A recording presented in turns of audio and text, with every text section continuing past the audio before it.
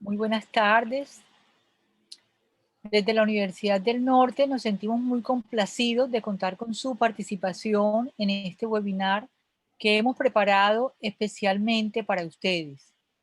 Vivimos momentos muy complejos y de alta incertidumbre, sin embargo, estamos convencidos que es momento de aportar y compartir conocimiento y experiencias que contribuyan en su desarrollo personal y profesional. Mi nombre es Lilian Cepeda, soy coordinadora de posgrado de la Dirección de Especializaciones en la Universidad del Norte y el día de hoy nos acompaña nuestro conferencista Diego Castresana, quien desarrollará el webinar Cuando un virus nos obligó a cambiar, herramientas digitales que nos permitieron seguir siendo humanos. ¿De qué trata este webinar? La pandemia nos trajo muchas situaciones inesperadas, desagradables, tristes por las pérdidas humanas y de elevadísimos niveles de estrés para el personal de la salud, pero también nos presentó interesantes oportunidades de cambio, adaptación y mejoramiento que nos han llevado a repensar la forma en la que hacemos muchas cosas al interior de los hospitales y clínicas. En esta charla se revisarán algunos de estos cambios, concentrándonos en las herramientas digitales que nos permitieron seguir siendo humanos en medio de tan inhumanas circunstancias. Antes de dar inicio al webinar, quiero presentarles a nuestro conferencista invitado, Diego Castresana Díaz. Diego es médico egresado de la Universidad del Norte en 1993. Tiene una maestría en Administración de Servicios de Salud de Nova Southeastern University de Florida en 1999. Se ha desempeñado como director de proyectos estratégicos en salud en la Universidad del Norte. Ha sido gerente general de KD Consultoría y Servicios. Se desempeñó como director del Hospital Universitario del Río en Cuenca, Ecuador, y actualmente es el director ejecutivo del Hospital de la Universidad del Norte desde el año 2016 hasta la fecha. Tiene gran experiencia en la administración de hospitales privados desde las fases de construcción y equipamiento hasta las de operación y puesta en marcha de los diferentes servicios, con experiencia internacional. Tiene dominio oral y escrito del idioma inglés en la parte comercial, médica y académica. Es completamente bilingüe. Durante el desarrollo de este webinar, ustedes podrán realizar vía chat las preguntas que surjan, las cuales serán respondidas por nuestro conferencista al final de su intervención. En estos momentos los dejo con el conferencista. Buenas tardes, muchas gracias Lili por la presentación. Buenas tardes a todos, qué gusto tenerlos por aquí. Gracias por la presentación y por por la invitación a compartir nuestra experiencia desde el Hospital Universidad del Norte en lo que hemos vivido desde el punto de vista de la pandemia y todo lo que tiene que ver con la humanización. Quiero hacer mucho énfasis en lo que decía Lilian del tema de las preguntas. La idea es que lo hagamos lo más interactivo que sea posible. Yo voy a tratar de hablar lo menos que se pueda para dejar un buen espacio para preguntas al final. Creo que ya se está viendo la pantalla, ¿cierto? ¿Sí?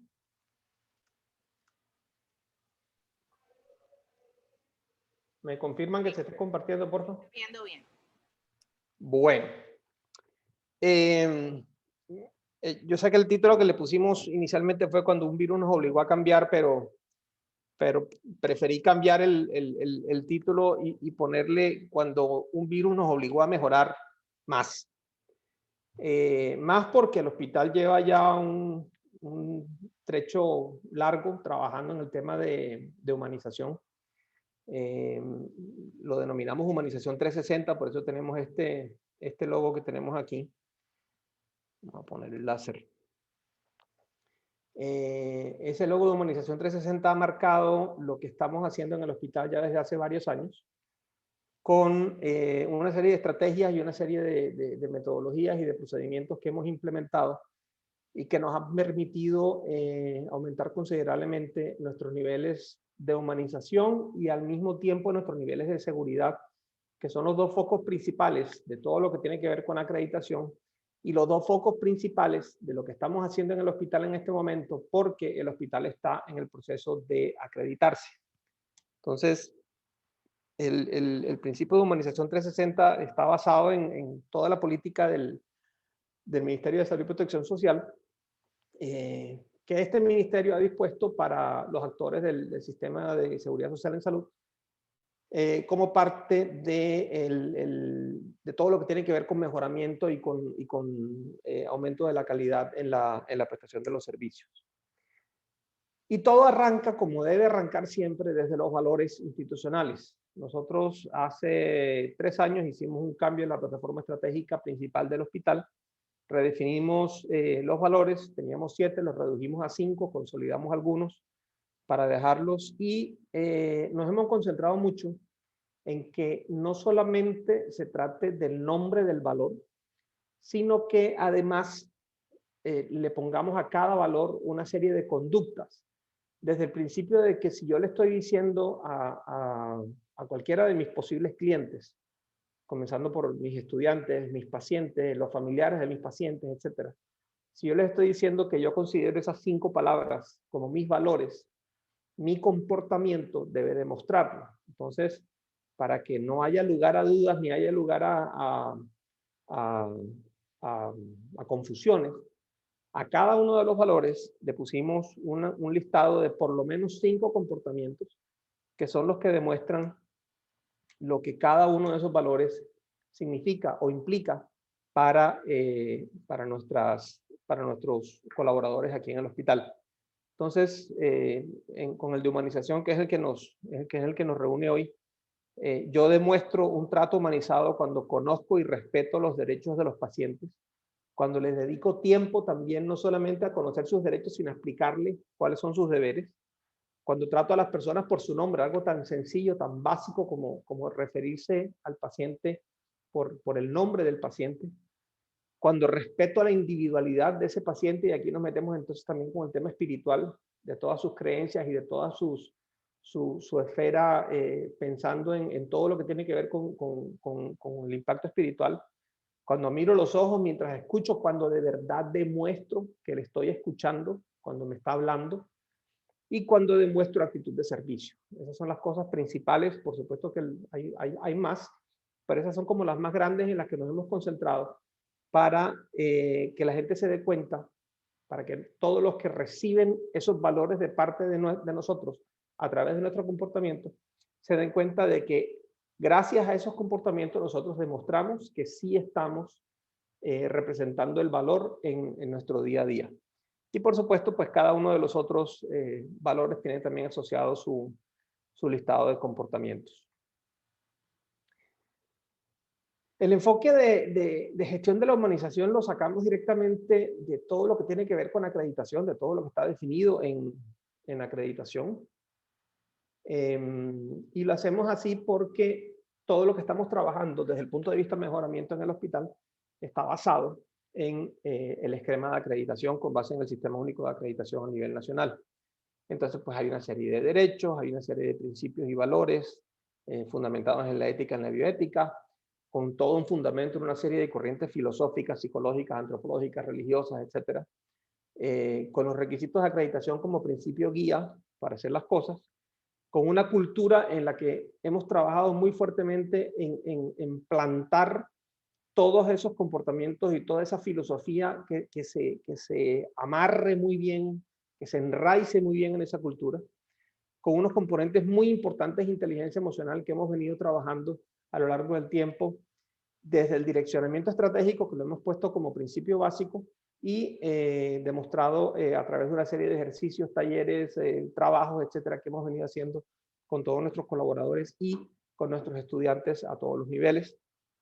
Y por supuesto, apuntándole a un crecimiento personal de todos esos colaboradores para que puedan demostrar todas esas conductas. Verificables cómo, porque participa la familia del paciente en todo el proceso de atención del paciente. por las competencias del talento humano y los procedimientos y los protocolos y todo lo que tiene que ver con el trabajo y el funcionamiento del talento humano en salud del hospital. Y a través de una serie de estrategias de comunicación que hemos diseñado y que hemos implementado para que finalmente todo esto se vea aterrizado en las conductas que tenemos con nuestros pacientes y con nuestros estudiantes, que son nuestra razón de ser aquí en el Hospital Universidad del Norte. Pero, por sobre todas las cosas y por encima de todo, siempre acaba siendo una decisión personal. Yo le puedo hablar de humanización todo lo que quiera, le puedo poner todas las herramientas que quiera y puedo pararme de cabeza, pero finalmente todo aterriza en que ese colaborador, en que ese estudiante, en que esa persona que interactúa con nuestros pacientes en el Hospital Universidad del Norte tome la decisión, le dé la gana de tener una conducta, un comportamiento humanizado, un comportamiento que refuerce la seguridad y toda la cantidad de cosas que queremos hacer con el cambio cultural en el que estamos trabajando y que finalmente va a ser el que nos lleve a la acreditación. La acreditación la estamos enfocando desde el punto de vista de, es el modelo de transformación organizacional que estamos trabajando en el Hospital Universidad del Norte. Hablando de pronto un poquito rápido, pero creyéndolo mucho, no nos importa tanto que al final nos den el papelito de la acreditación, que por supuesto sí nos importa, pero ese no es el objetivo. El objetivo es lograr la transformación organizacional con base en lo que acreditación dice que debemos y podemos hacer dentro de una organización de salud a la cual le interesa todo lo que tiene que ver con humanización, todo lo que tiene que ver con seguridad, etcétera, etcétera. Entonces, esa política de humanización en el hospital la fundamentamos en el hecho de que nos comprometemos a relacionarnos con calidez, respeto y excelente comunicación. Hemos hecho muchísimo énfasis y todavía nos falta trabajar mucho también en el tema de la comunicación. La comunicación entre seres humanos en el sector salud tiene un componente emocional demasiado fuerte, que hace que muchas veces esa comunicación sea muy compleja. No porque las personas no se sepan comunicar, sino porque las emociones tan críticas y tan agudas que se manejan en el sector salud hacen que a veces ese proceso de comunicación sea muy difícil. Entonces, al tema de la comunicación le hemos estado trabajando muchísimo y todo el programa de humanización del hospital lo hemos basado en 4 líneas que tiene ese programa. La línea de derechos y deberes, la línea de apoyo espiritual, emocional y duelo, el manejo de dolor y el confort del paciente. Son las 4 cosas en las que nos hemos concentrado principalmente, con la comunicación como transversal a esas 4, para que finalmente la persona que viene al Hospital Universidad del Norte se sienta bien atendida. Y una de las cosas que nos muestra que hemos venido mejorando y que estamos haciendo muchas cosas bien en ese sentido, es el hecho, lo vimos el año pasado durante el primer pico de la pandemia y lo estamos viendo ahora en este tercer pico que está peor que el primero. Y es que en muchas ocasiones hemos conseguido, se nos ha llenado nuestra capacidad. En este momento estamos con la urgencia respiratoria, por ejemplo, cerrada nuevamente desde anoche, porque físicamente no nos cabe un paciente más. En este momento tenemos 21 pacientes para remitir. Hemos conseguido remisiones para esos pacientes y los familiares nos dicen y los pacientes nos dicen, yo prefiero quedarme aquí en este pedacito de camilla y no irme a una cama más cómoda, a una habitación más cómoda en otra parte, porque a mí me gusta cómo me están atendiendo aquí. Aquí me siento seguro y aquí me siento tranquilo. Aquí confío en lo que me están haciendo. Y hay muchos pacientes que no se quieren ir. Y es complicado el tema, pero nos ha pasado y los pacientes nos lo dicen. Aquí me gusta mucho cómo me atienden, entonces yo no quiero que me manden para otro lado donde no sé qué me van a hacer. Y si bien, como les digo, no es lo ideal, pero también es cierto pues, que no hay camas en este momento en ninguna otra parte del departamento, ni del Atlántico, ni casi que de la costa. Entonces, eso también nos muestra pues, lo que estamos haciendo. Esta diapositiva tiene demasiada letra, pero me voy a permitir leerla porque es como un núcleo importante de nuestro tema de humanización. En el Hospital Universidad del Norte contamos con un programa de humanización que nos ha permitido afianzar el relacionamiento con el paciente en un ambiente de confianza y empatía. Para nosotros, el amor, el afecto y el respeto por la dignidad humana son la medicina del alma. Por eso, de manera permanente, entrenamos a nuestro personal en habilidades y herramientas comunicativas que le faciliten el acercamiento hacia el paciente y el entendimiento de su condición en un sentido integral. Este programa, que ya lleva más de 5 años de implementación, con componentes enfocados en actividades lúdicas, musicoterapia y de apoyo emocional y espiritual, sin duda se consolidó como una fortaleza para el hospital, teniendo en cuenta las condiciones de aislamiento de nuestros pacientes y el impacto que esto ha causado en su estado anímico. Entonces,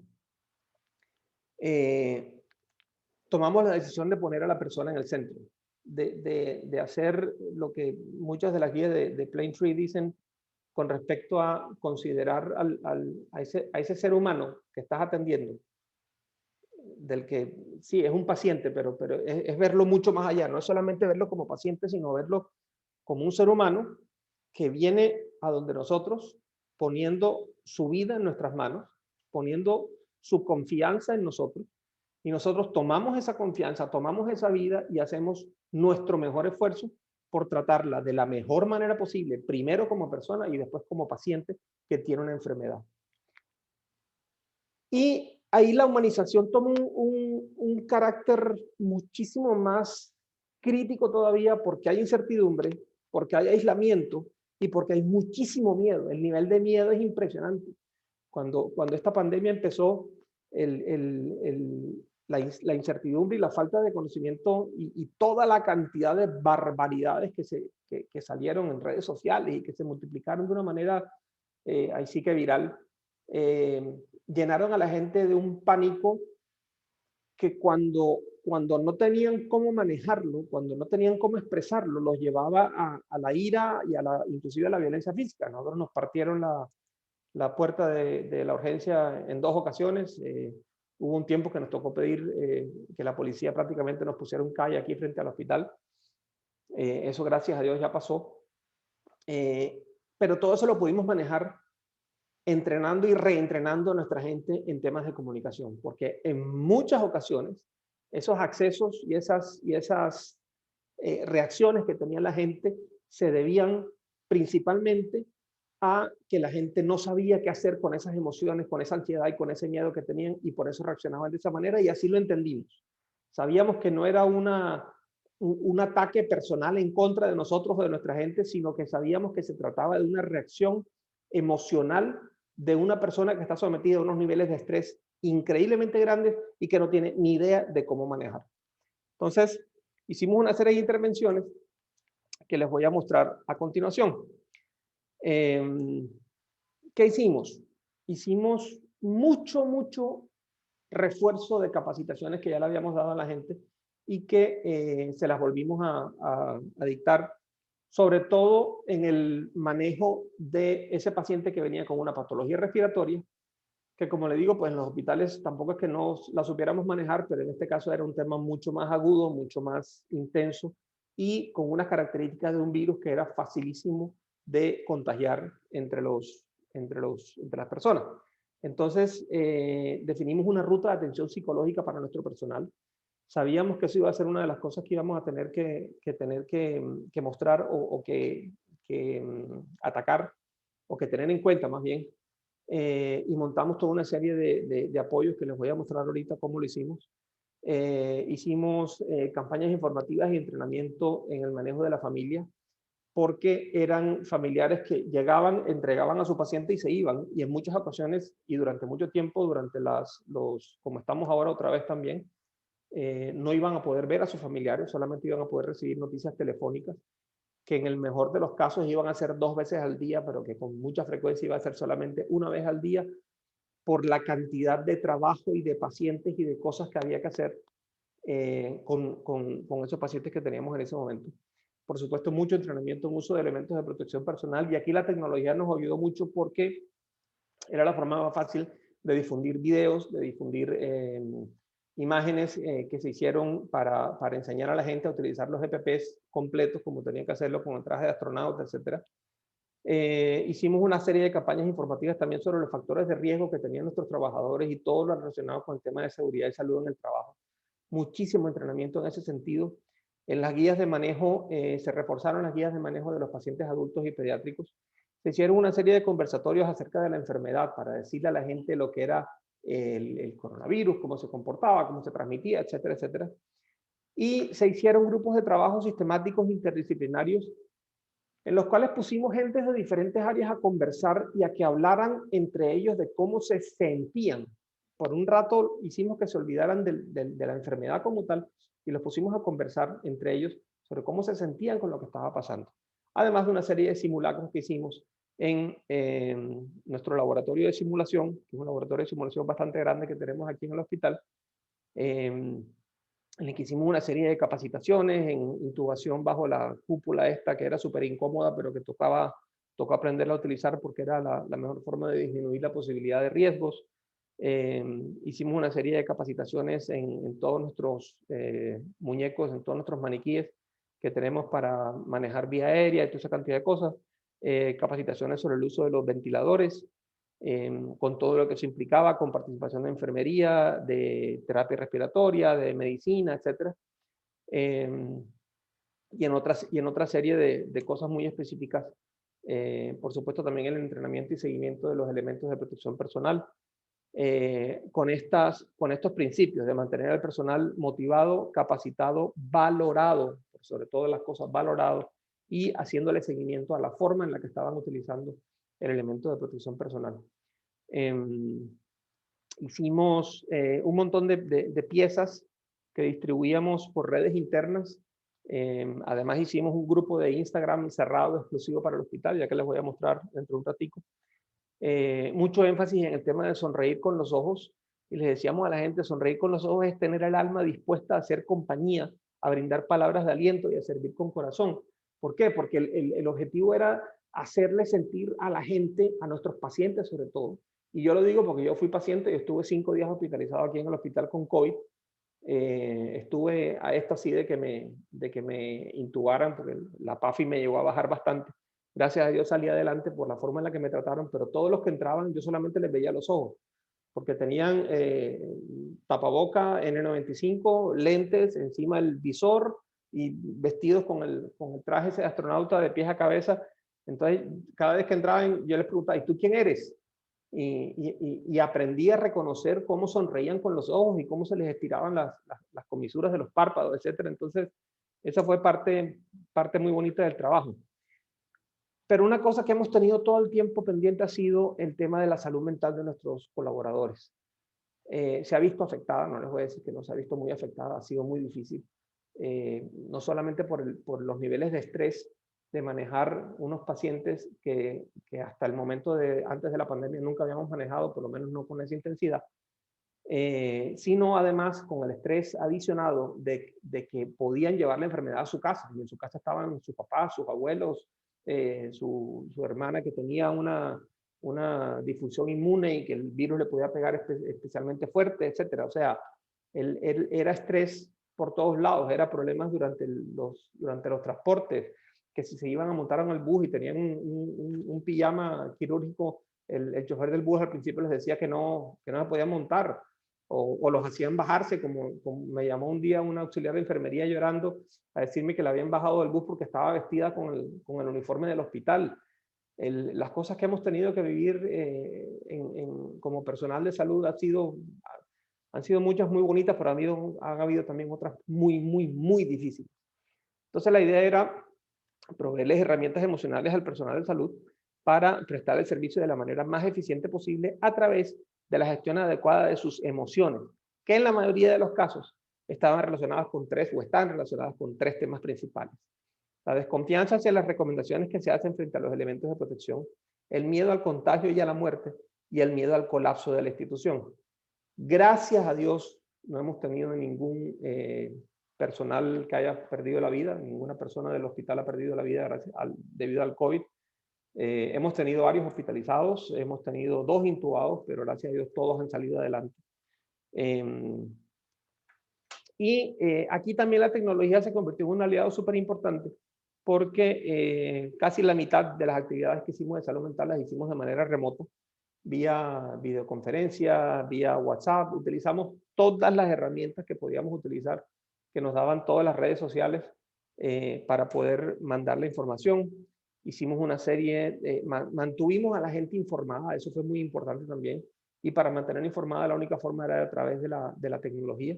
Entonces hicimos una serie de conferencias en las cuales yo como director del hospital me sentaba a contarles cómo íbamos, qué estaba pasando, las donaciones que nos habían hecho de elementos de protección personal o de dinero o de equipos o de medicinas o de lo que sea, para mantenerlos informados y para mantenerlos motivados y para decirles, miren, yo sé que ustedes están ahí al frente al pie del cañón, al frente del paciente, pero desde acá nosotros como administración los estamos apoyando, los estamos cuidando y estamos haciendo todo lo que ustedes necesitan para que ustedes puedan prestar bien su trabajo.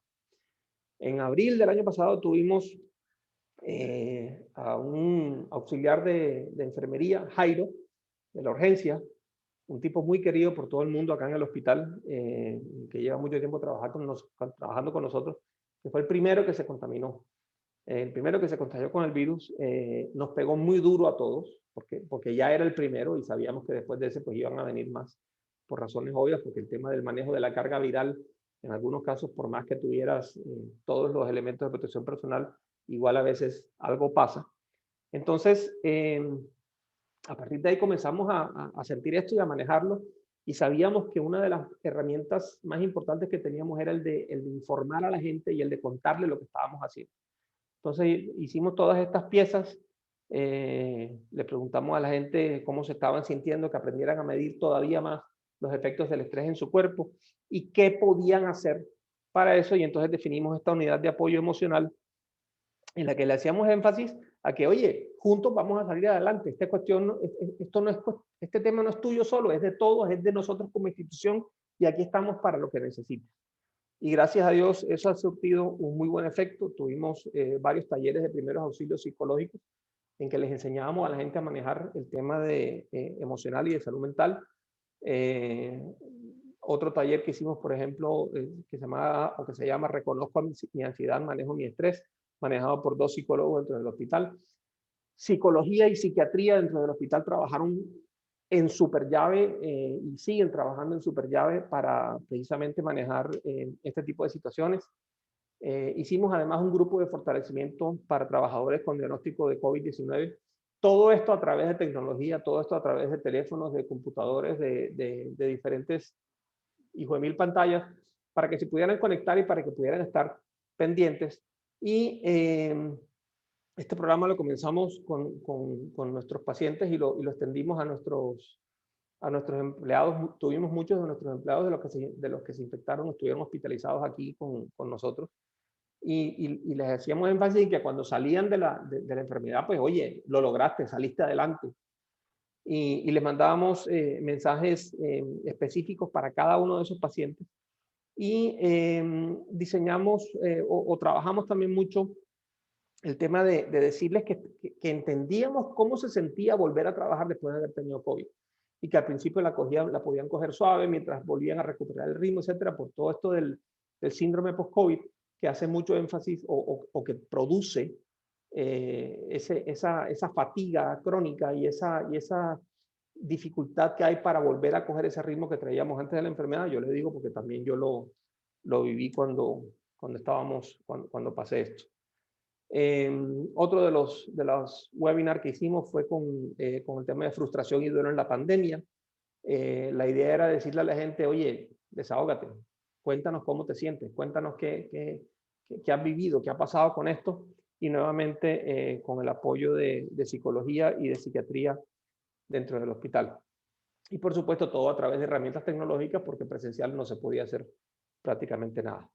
Hicimos además otra serie de talleres, mantuvimos una encuesta de condiciones de salud psicosocial que hacíamos cada 2 semanas en los momentos más grandes de la pandemia. Ahorita la volvimos a retomar para hacerle una medición de cómo se iba sintiendo la gente. Era una encuesta muy rapidita que la contestaban también vía web para ir midiendo cuáles eran las cosas que teníamos que ir interviniendo cada semana, cada 15 días, para ver cómo iba la gente.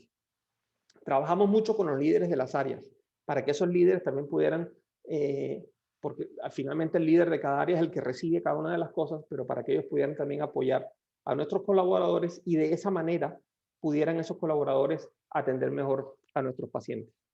Más las líneas de atención psicológica que montamos, más las intervenciones en crisis y los otros talleres de liderazgo que hacíamos. ¿Cómo más utilizamos la tecnología? Esta es la plataforma interna del hospital. En esta plataforma interna montamos un nuevo botón que se llama autoservicio para que la gente pudiera hacer un montón de cosas que tenía que hacer con gestión humana o con volantes de nómina o con otra serie de cosas. Los pudieran hacer ellos de manera automática a través de la página web de una manera muy fácil. Entonces entraban a una página personal en la que se veían sus novedades y sus solicitudes y muchas cosas que tenían que ver con su puesto de trabajo, con sus reportes de dependibles de nómina, con su información de cuentas de todo lo que tiene que ver con EPS, fondos de pensiones, etcétera. Todo facilitado a través de ese portal de autoservicio que montamos en el hospital. Bueno, esto ya se los conté. Estas dos cosas que les voy a contar ahora, me siento particularmente orgulloso de ellas porque son cosas que después me enteré que nadie más había hecho en el país hasta el momento en que nosotros la hicimos. Estas son unas gafas. Este es uno de nuestros médicos generales. Tiene puestas estas gafas que ven aquí. Y estas gafas tienen varias cosas. Tienen una cámara y tienen unos señaladores. Esta cámara, estas se las ponían los médicos cuando estaban haciendo la ronda con el intensivista. El intensivista, en el hospital tenemos una serie de intensivistas, pero nuestro líder de cuidado intensivo es el doctor José Luis Achini, que cuando comenzó la pandemia, obviamente no había salido la vacuna, él tiene más de 60 años, lo mandamos a la casa, pero gracias a estas gafas, él pudo hacer telepresencia como si estuviera aquí. Entonces, nuestros médicos, y ahorita les voy a mostrar un video en el que se ve cómo se hace, nuestros médicos se ponían las gafas y al ponerse las gafas, todo lo que veía el médico lo veía el doctor Achini, que está aquí conectado, y además lo escuchaba en tiempo real, lo veía y lo escuchaba en tiempo real, y entonces cuando el médico miraba el monitor, el doctor Achini veía el monitor del paciente, como lo está viendo aquí en este momento, y comenzaba a interactuar. Entonces veía el monitor, ve el monitor, ve el ventilador, entonces cambian o ajustan los parámetros del ventilador con base en lo que el paciente está viendo, y es como si el líder de cuidado intensivo estuviera ahí presente con el paciente, pero sus manos ya no son sus manos, sino las manos del internista que estaba haciendo la ronda.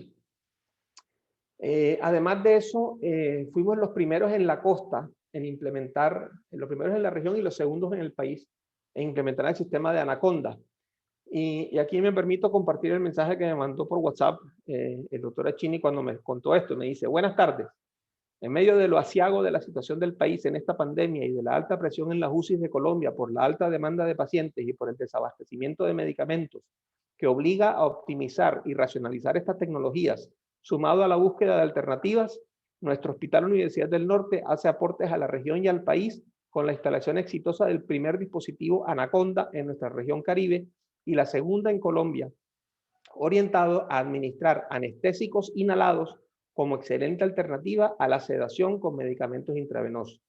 Se ha utilizado en un joven de 35 años, sin comorbilidades, que ha desarrollado un síndrome de dificultad respiratoria aguda severo por COVID-19.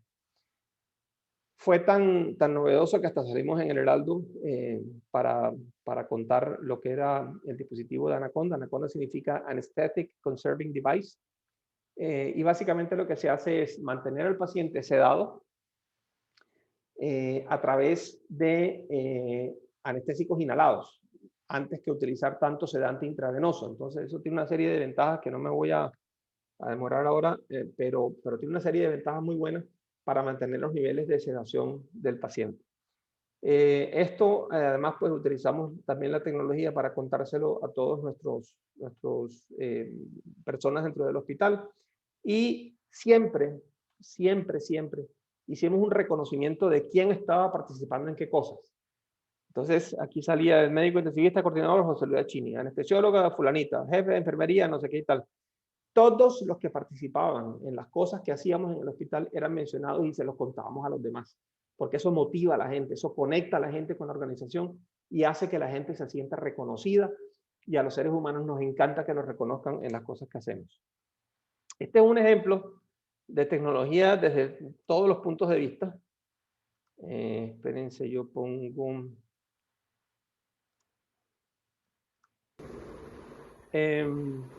aquí tenemos, cuando estaban instalando le voy a quitar el sonido para poderles explicar yo porque se oye mejor.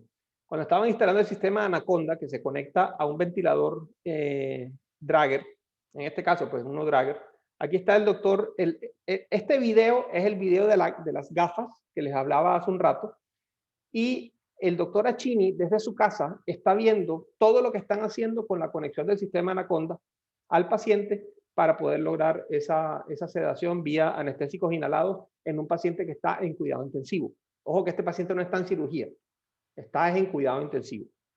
Entonces, aquí está el doctor Achini viendo, y además tenemos a la asistente del sistema Anaconda conectada vía celular y asesorando en toda la instalación del sistema. Todo esto nuevamente gracias a la tecnología. No nos detuvimos ahí, además montamos nuestra plataforma de Un Corazón Azul en Instagram. Es un grupo cerrado solamente para colaboradores del hospital, solamente se puede acceder por permiso. Y ahí comenzamos a recibir una cantidad enorme de testimonios de nuestros colaboradores, en los que nos daban gracias, nos mandaban buenas energías, nos deseaban una cantidad de cosas buenas, por todo lo que nos mantuvimos conectados con ellos a través de muchas cosas. Además, hicimos el Capitán No COVID y el Escuadrón No COVID. Este es un estudiante de comunicación social, el que tuvimos, se disfrazó, o se le hizo un disfraz, pues, de Capitán No COVID. De pronto alguno dirá, ay, pero qué ridículo. No, no tiene idea de la potencia que esto tiene. Porque de pronto él pasaba por la cafetería y veía a dos que no estaban a mucho distanciamiento, o que de pronto tenían el pasabocas así medio torcido o alguna cosa, y entonces llegaba el Capitán No COVID, se les paraba y les decía, mira, no sé qué y tal, y les hablaba y les contaba y les decía, les recordaba la importancia de las medidas de bioseguridad, y a través de una forma muy lúdica y muy amable, se le decía a la gente, hey, ponte las pilas, vamos a cuidarnos y tal, no con regaños, sino con invitación al cambio de comportamiento, y no tienen idea de los efectos tan espectaculares que esto tuvo. Siempre, como les decía, trabajando primero en la humanización de nuestro personal, porque yo no puedo esperar que mi personal trabaje bien y de forma humanizada con los pacientes si yo no lo trato de manera humanizada a mi talento humano. Eso sí es básico y súper inicial. Aquí vemos, por ejemplo, a una auxiliar de enfermería leyéndole a uno de nuestros pacientes. Este paciente fue bien bonito porque, yo no sé si tengo el video aquí. No tengo el video acá. Este es un señor, por ejemplo, que le encanta el vallenato. Le encanta el vallenato. Estuvo hospitalizado aquí como 20 y pico de días. Primero en cuidado intensivo y ya después salió de la UCI. Pues le pusimos vallenato y lo pusimos a bailar dentro del hospital. Y el señor se fue feliz, porque nosotros le complacimos en su gusto por el vallenato. Obviamente no lo pusimos a un volumen muy alto, pero le pusimos su vallenato al señor. Aquí tenemos a una paciente haciendo videoconferencia con un familiar. Estas videoconferencias las hacíamos 1 o 2 veces al día, dependiendo de las condiciones del paciente, siempre con alguien de nuestro personal al lado, y nuevamente gracias a la tecnología. Y recibimos todo tipo de mensajes de todos nuestros, o de muchos de nuestros pacientes que salían. En el caso de, por ejemplo, de un señor ya de una edad muy avanzada, que estaba en una edad muy crítica, su esposa lo quería venir a ver porque ya sabíamos pues, que muy pronto iba a fallecer, y las gracias que recibimos fue esto: los mejores, gracias por permitir que entrara a ver a su gran amor. Lo vio, se despidió y el señor finalmente falleció. Y recibimos, como les decía, cualquier cantidad de muestras de satisfacción. En el tema de lactancia materna no la descuidamos durante la pandemia. Nuestro hospital tiene un componente de atención obstétrica importante, y seguimos trabajando muchísimo en el tema de lactancia materna, y nuevamente aquí la tecnología nos ayudó sobre todo para mandar y para comunicar muchísimo con respecto a ese tema. Y para terminar, ¿qué más hicimos? Obviamente montamos servicios de teleconsulta con todas estas especialidades. Reforzamos nuestro sistema de imágenes diagnósticas a través de la implementación de la plataforma de Iruko, en la cual pudimos sacar a algunos de nuestros radiólogos a su casa para que trabajaran desde su casa y con eso disminuir el riesgo, sobre todo en tiempo de exposición. Con el tema de las consultas, muchos de nuestros médicos que por la edad, el doctor Arcelo Blanco, por ejemplo, uno de los mejores neumólogos que tenemos aquí, que por la edad no debía estar acá en el hospital, pero lo pusimos a hacer teleconsultas y eso lo ayudó muchísimo, no solamente para que nos ayudara a nosotros a atender pacientes, sino para que también él se sintiera contento haciendo cosas. Nuestra página web la reforzamos, la volvimos mucho más interactiva para que las personas o los que estuvieran interesados en los servicios pues pudieran también comunicarse con nosotros a través de ahí. Nuevamente un paciente haciendo videoconsulta o perdón, una videollamada con sus familiares mientras estaba hospitalizado y los agradecimientos que recibíamos por esa vía.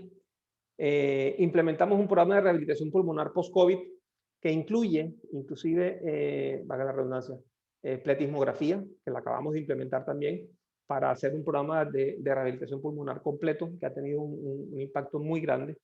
Y montamos o reforzamos o seguimos funcionando pues, con la clínica de obesidad, que es una de las clínicas que también ha tenido mucho éxito en el hospital.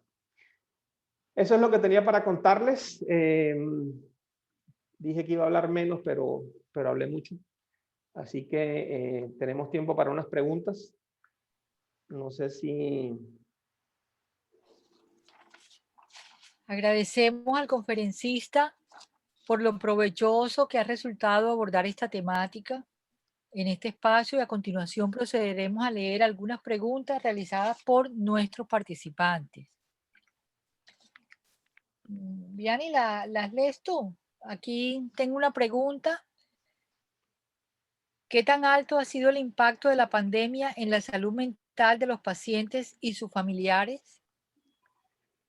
Enorme, enorme, sobre todo por lo que les comentaba hace un rato del tema de la incertidumbre y la falta de conocimiento. Una de las cosas que más daño nos ha hecho en esta pandemia son esas cadenas y esa cantidad de información que se ha repartido por redes sociales de manera indiscriminada y hasta atrevida, y que nos ha llevado a que mucha gente venga con una serie de preconceptos que no solamente son falsos, sino que además son peligrosos y que en muchos casos nos predispuso o los predispuso en contra de nosotros. No sé si vieron hace unos días, por ejemplo, el caso de un paciente cuyo cadáver se lo robaron literalmente, bueno, no se lo robaron, pero lo sacaron de manera súper violenta de un hospital en la costa. Y eso es un signo inequívoco de un problema de comunicación con los familiares del paciente. Entonces, ese tema lo vimos muchísimo, la afectación fue enorme, sigue siendo, pero con la experiencia y con el tiempo que hemos venido trabajando con nuestra gente, pues ya lo hemos logrado manejar de mucha mejor manera. Claro que sí, doctor. Aquí tenemos otra pregunta. Belkis Hernández pregunta, doctor, muchas gracias por la conferencia. Una pregunta, en el caso que usted que tuvo el virus, ¿cómo le fue con el tema de salud mental durante su aislamiento? Difícil la pregunta. Fue muy difícil porque bueno, yo como médico sabía lo que estaba pasando. Yo vi mis 3 tomografías, vi la inicial, vi la intermedia y bueno, vi la inicial y vi la intermedia. Con la intermedia fue que decidieron hospitalizarme porque estaba casi que blanca. Y ya eso fue a finales de noviembre, principios de diciembre del año pasado, cuando ya llevábamos miles de pacientes atendidos y alrededor de 1000 pacientes hospitalizados y tratados aquí en el hospital, con una mortalidad que comenzó siendo en el 35%, que hoy en día está en el 13%, de pacientes hospitalizados, y con una incertidumbre permanente de si yo iba a llegar a que me intubaran o no me intubaran. El tema de salud mental para los pacientes fue muy difícil, pero tuve el apoyo de un personal de enfermería absolutamente espectacular, de un personal médico increíble que tenemos en el hospital y pues el apoyo permanente de mi familia a través del teléfono, eso sí, porque no podían entrar a visitarme, por supuesto.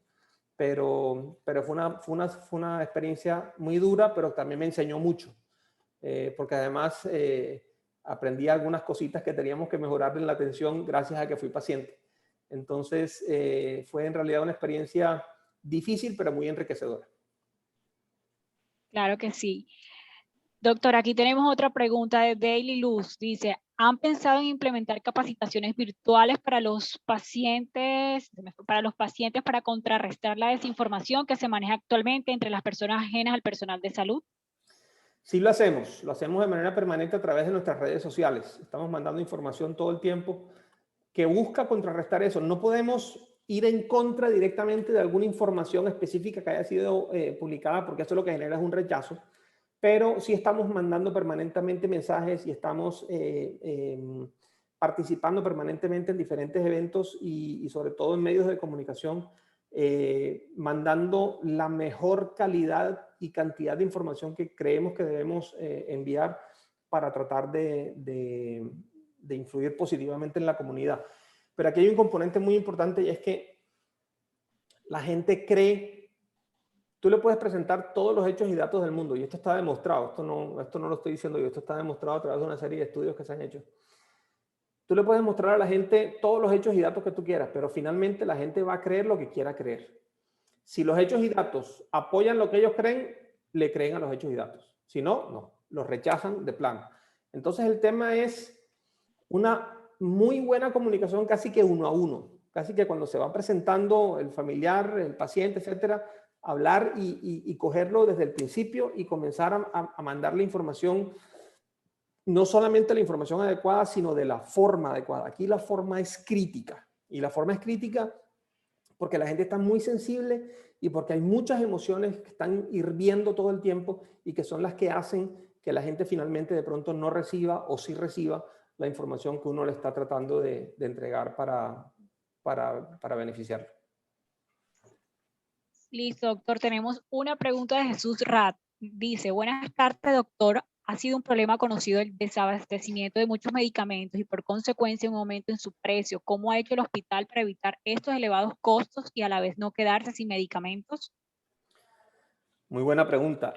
Nosotros aquí en el hospital tenemos un jefe de farmacia que es un policía tremendo para ese tema y se mantiene muy encima de eso a través de, además tenemos una serie de plataformas tecnológicas que nos permiten hacerle seguimiento al precio de los medicamentos y preferimos aunque no es bueno mantener inventarios altos, en estos tiempos y para ciertos grupos de medicamentos hemos tenido inventarios un poquito más altos de los habituales. Mantenemos por lo menos 50, 60 días de inventario, sobre todo para los que tienen que ver con inducción anestésica, mantenimiento de la sedación, todo lo que tiene que ver con el mantenimiento de un paciente tranquilo en cuidado intensivo, que son los que han venido aumentando entre un 30 y un 75% de precio más o menos, y le hacemos seguimiento semanal o quincenal a ese precio para ver cómo va haciendo. Y en el momento en el que tenemos alguna oportunidad de compra, porque vemos que el proveedor nos está ofreciendo buenos precios y que cumple con los criterios de calidad, entonces hacemos la compra y mantenemos un stock más o menos alto en ese sentido. Como les digo, no es lo ideal mantener stocks altos, pero en estos casos es preferible tener un stock un poquito más alto y estar cubierto que quedar en un momento dado sin algunos medicamentos, como le ha pasado a algunas IPS. Listo, tenemos una última intervención. Fadia dice, excelente ponencia, doctor. ¿Qué medidas ha tomado el hospital ante las demandas de consultas externas y especialidades con necesidad de presencialidad? Hemos tenido algunos casos, sobre todo de pacientes en control postquirúrgico o pacientes que tienen enfermedades crónicas que necesitan la presencialidad con el especialista. En esos casos los hemos traído, pero ya obviamente no pueden ser 20 minutos por consulta, sino que son por lo menos media hora de consulta y con 15 minutos de diferencia entre una consulta y la otra para poder atender a los pacientes con seguridad y para poder mantener las medidas de bioseguridad necesarias y no hacer que nuestra sala de espera pues, se abarrote de gente y por ende eso ponga en riesgo a nuestros pacientes. Adicionalmente tenemos la sede de consulta externa que está cruzando la calle aquí del hospital, que también nos ha permitido, porque es un área muy abierta con muy buena ventilación, que nos ha permitido atender a los pacientes de mucha mejor manera y poder hacerlo o poder continuar atendiendo a esos pacientes. Además, hay pacientes a los que no les gusta la teleconsulta. Ellos, independientemente del riesgo y de todo lo que tú quieras, prefieren venir al hospital, prefieren sentarse frente al médico, y en ese caso pues también los hemos acomodado y hemos hecho, pero siempre manteniendo ese cuidado para que no vayan a arriesgarse o adquirir el virus por haber venido a la consulta al hospital. Listo, doctor, muchas gracias. No tenemos más preguntas por ahora. Lili, te Muchas dejo la palabra. gracias. Muchas gracias por participar en nuestro webinar. Les recordamos que esta conferencia fue ofrecida por los programas de especialización en Gerencia de Servicios de Salud, Gerencia de la Calidad y Auditoría en Salud, Gerencia Financiera en Servicios de Salud y Ergonomía. Si alguno de ustedes está interesado en estudiar alguna de estas especializaciones, puede inscribirse al programa en la planilla que nosotros tenemos y que les enviamos. Me pueden escribir. Las inscripciones las tenemos abiertas hasta el 7 de mayo. Recuerden que las clases las comenzamos el 16 de julio. Muchísimas gracias nuevamente a nuestro conferencista y a todos los participantes. Gracias a ustedes por la invitación y por la atención. Que tengan un excelente día. Gracias.